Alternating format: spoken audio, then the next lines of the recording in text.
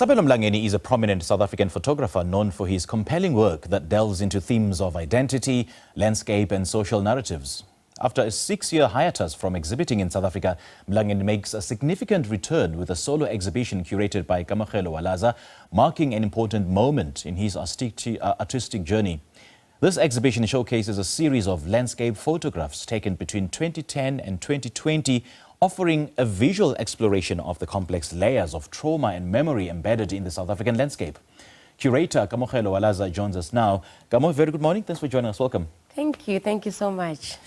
I see that Sabelo is trying to make a comeback with a bang. So for the past 6 years, would you say that he simply took a break, or he was working on the pieces or the items, his artwork that he'll be exhibiting today? He's been working on it for almost 10 years, you know, and he also said that it's also going to be ongoing as well, you know. So these are, I call them the hidden or the pieces that have been really absent, you know, because they're only going to be showcased and they're going to only have life right now. So yeah, so it's photographs that he's taken in residencies a lot. Yeah.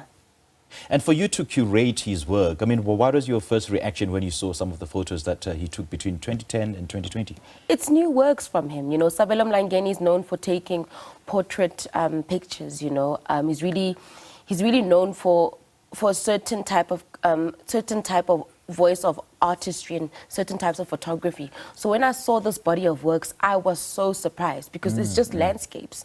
There aren't a lot of people at all. And if there are people, I know there's like four photographs where there are people, but you can still see the landscapes about it. So it's very, very different. So who doesn't want to work with an artist who's doing something that's totally different from what they're doing? Right. Yeah. And how did your collaboration with him influence the final presentation of this exhibition? So when you got the brief and just looking back, do you see that, do you feel that you stuck to the mandate? I think I did, you know, because we had constant conversations together. That's how I curate. Whenever I have curation shows with artists, I constantly have conversations with that. And that will inform how the exhibition layout is and how the curatorial statement is. And what do you believe makes this exhibition, significant in the context of contemporary South African art? Photography is a language that needs to be spoken about a bit more in South Africa. The language is not spoken about in a way that's actually quite heartbreaking, you know, because photography doesn't really sell as much as like pictures on canvas or installations, etc., etc. So what I'm trying to do with this exhibition is to let people know the importance of photography, for people to sell photography, and for photography to become for photography to have a beautiful language within the South African landscape as well. It's important. And I did mention in the intro that this exhibition delves into themes of identity, landscape and social narratives and, well, to some extent, trauma. So how much of these issues find expression in this work? Body of work, that is. It's where he took the pictures from, you know. He took the pictures in Europe when he was doing residencies in Europe. He took them in Berlin, Germany and France, you know. So if you look closely at the photographs, or if you come to the show today, you'll see that there's lots of trauma. There's lots of pictures of slavery. There's a park that we took whereby there was a post-apartheid place where he took landscapes there. So it's a lot of heavy work, you know, that's going to be displayed today. Yeah, and I know that there's so much meaning associated with just viewing some of his pictures and his entire body of work. So how do you see the role of photography in the broader context, in the broader scheme of things, addressing the issues of trauma and all the other issues related to it? Photography has this certain nuance of things becoming so real, you know, and I think maybe that's why sometimes people back away from it, because it's such a real thing. A photograph is a photograph. We capture things that are literally in the metaphysical. Sometimes people don't believe in the unseen things, you know, and that's what photography does.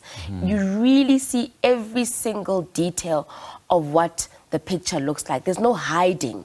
There's no trying to. Obviously, if you are gonna edit it as a photographer, you can. But Sabelo doesn't do that. You know, you can't hide how a certain picture looks like. You can't hide how a person feels. You can't conceal it. It is what it is. Yeah. And unfortunately, he couldn't make it here. But from your vantage point, from your perspective, do you feel that this body of work can be viewed from one's personal resonance with this particular picture, or can it be viewed in an abstract sense? I think it's a personal narrative. When you read the couture, when you come inside the space, obviously you will have like beautiful leaflets with the couture statements. And I think the moment you step in, because what I'm trying to do is that Sabelo came into a European space doing residency things. So the exhibition layout is in a way that I wanted people to experience what Sabelo went through. So I was very intentional with how the photographs were.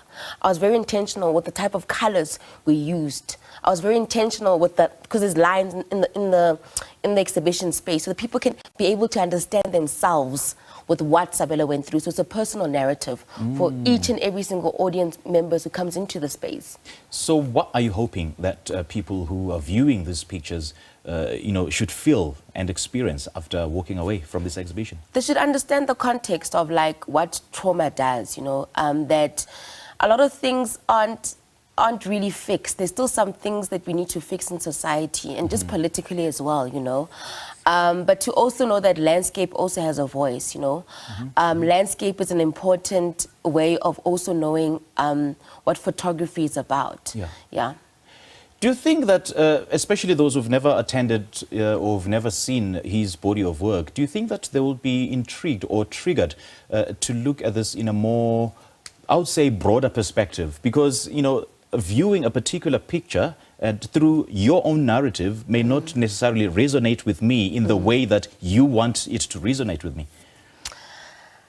So, I don't want to, it's not an ego thing, but Sabelo's been doing this for a very long time. I believe people are going to come to the show to see what is this thing, this landscape thing that Sabelo's taking.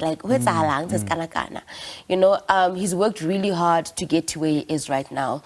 So I believe that the people who are going to come to the space today are going to be peers, are going to be people who want to learn from him, and people who just want to know about the photography fraternity as well. Okay. He's been doing this for a long time. He's a well-seasoned photographer. Right. Yeah. Share more details. Today we're having the exhibition opening at 12 o'clock at Umhlabathi Collective, 3 Helen Joseph, Newtown, Johannesburg. 12 o'clock today. It's going to be beautiful. It's going to be we're going to have a braai.